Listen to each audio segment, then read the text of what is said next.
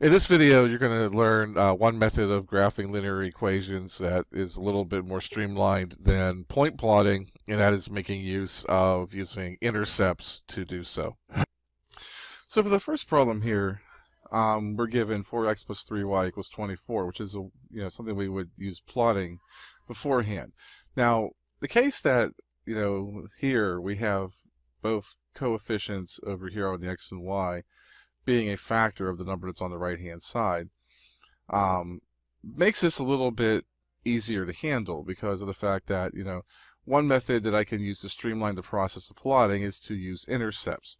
And when I use intercepts, I'm still making a table, but in one instance I'm letting the x be 0, in the other I'm letting the y be 0. This makes some pretty simple equations because when I let x be 0, 4 times 0 is 0, which gives me 3y equaling 24. Dividing both sides by 3, I get that y equals 8. So 0, 8 is a point on this. It's going to be the y-intercept. You see, 0, 8 is where it intersects the y-axis. Likewise, letting the y be 0 is going to give me 4x equaling 24, and when I divide both sides by 4, x equals 6. So when y is 0, x is 6.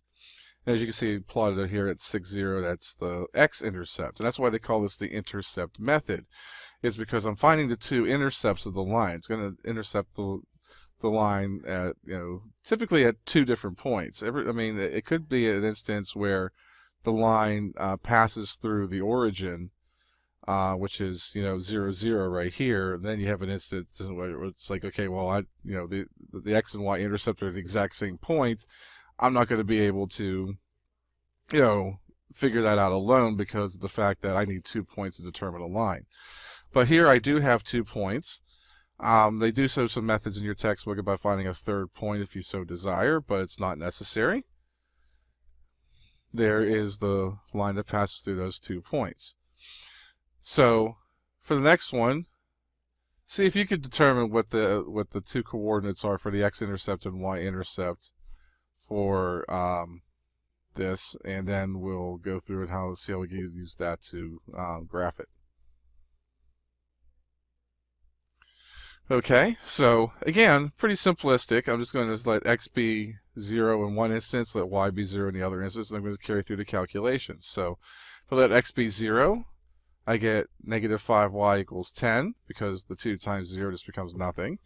Dividing both sides by negative 5, I get that y equals negative 2. So the ordered pair is 0, negative 2, which you can see was plotted down here. Now for the next one, letting y be 0, I'm going to have 2x equals 10 because the 5 times 0 becomes nothing. Dividing both sides by 2, I get that x equals 5. So the point is 5, 0, which is your x-intercept. You can see that has been plotted as well. So I now have both pieces of information I need, and I'm just going to draw the line at that point.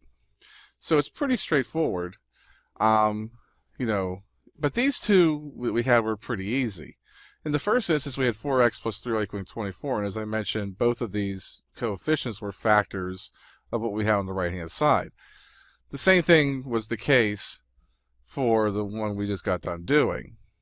But what if we have a situation like this, where x minus 3y equals 7? As we can see here, there's a 1 in front of the x. That's a factor of any number. The negative 3, or 3, whichever way you want to look at it, is not a factor of 7. So this is going to cause some complications along the way that we have to adjust for in some way, shape, form, or manner. So let's see how we would handle this situation here. Now, starting this situation off, I'm still going to use intercepts. I'm going to let x be 0 in one case, that's going to find me the y-intercept, and I'm going to let y be 0 in the other case, that's going to find me the x-intercept. Now, when I do carry through this information and going through this, if I let x be 0, I have negative 3y equaling 7, and divide both sides by negative 3, I get, negative 7/3 for y, or about negative 2.3 repeating, negative 2 and 1/3, whichever way you want to look at it. A little difficult to graph with this because of the fact that my graph over here is scaled to go by ones. This one, on the other hand, if if the y equals 0, then all of this drops off, and I'm just left with x equaling 7. So that one's pretty easy to calculate. So this one down here is easy to plot. This one, not so much.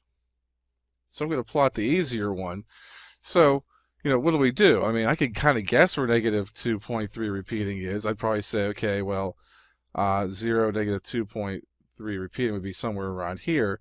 But I would like to have, a general idea if I'm on the right track. I mean, because that would mean like the line would have to go kind of this way.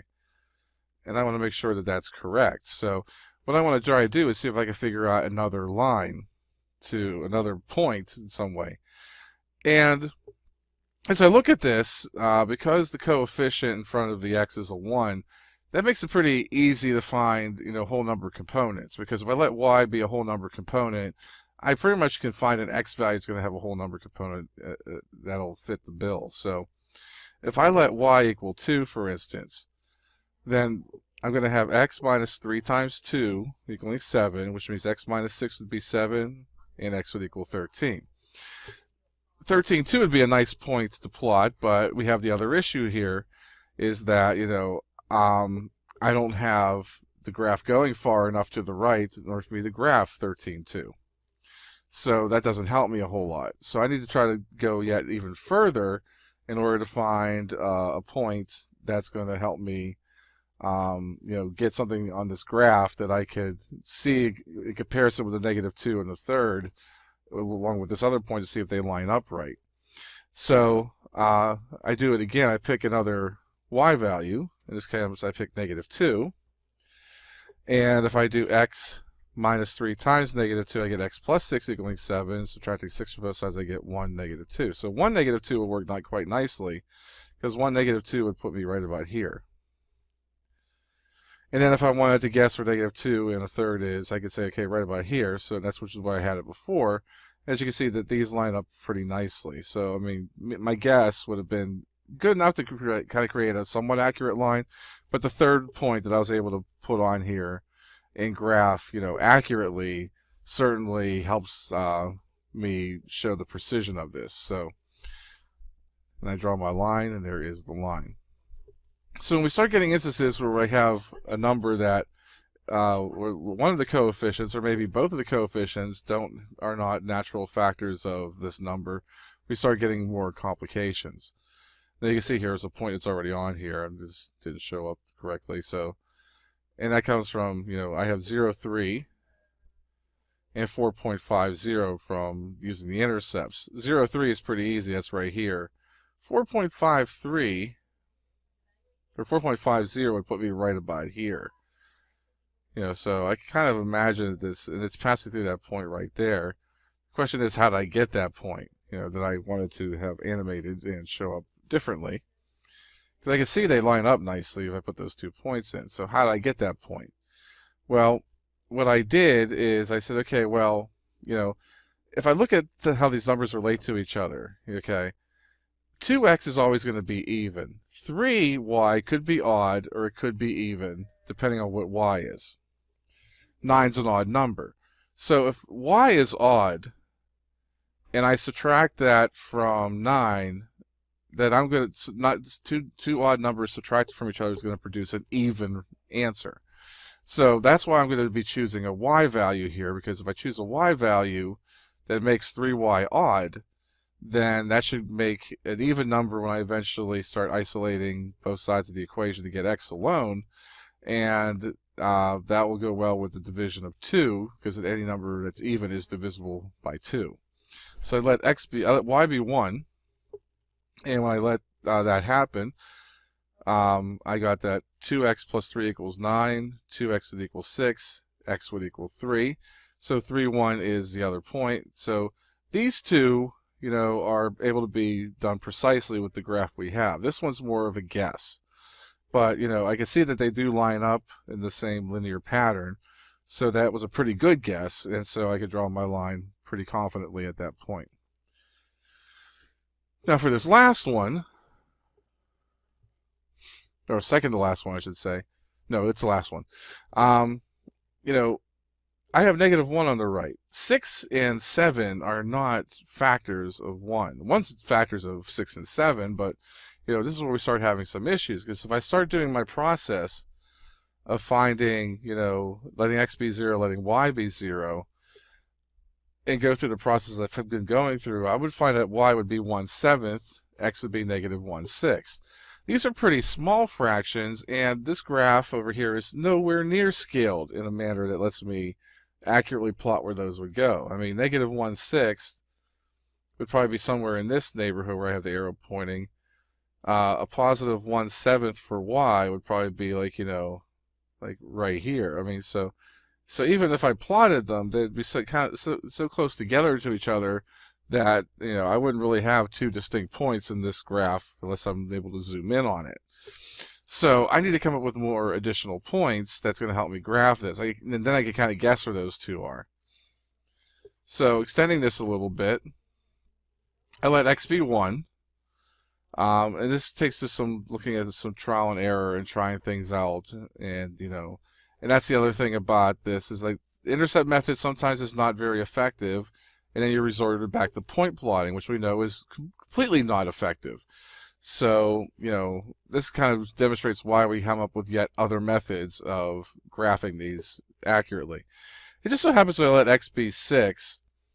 I get 6 minus 7y equals -1. Subtracting 6 from both sides, I get -7y equals -7, which means y would equal 1 when I divide both sides by -7. So I have one ordered pair that I can plot pretty nicely. The other one is a little bit more problematic, and I have to search for it. I did eventually find it when I let x be 8.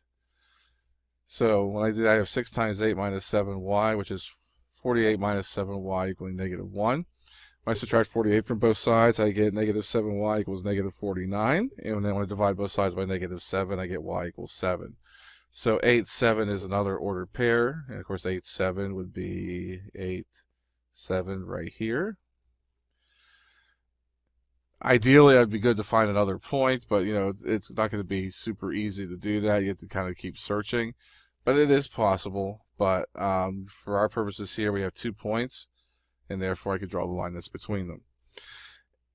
But as you can see, these methods, although the intercept method does streamline things a little bit, it only works well under very specific circumstances.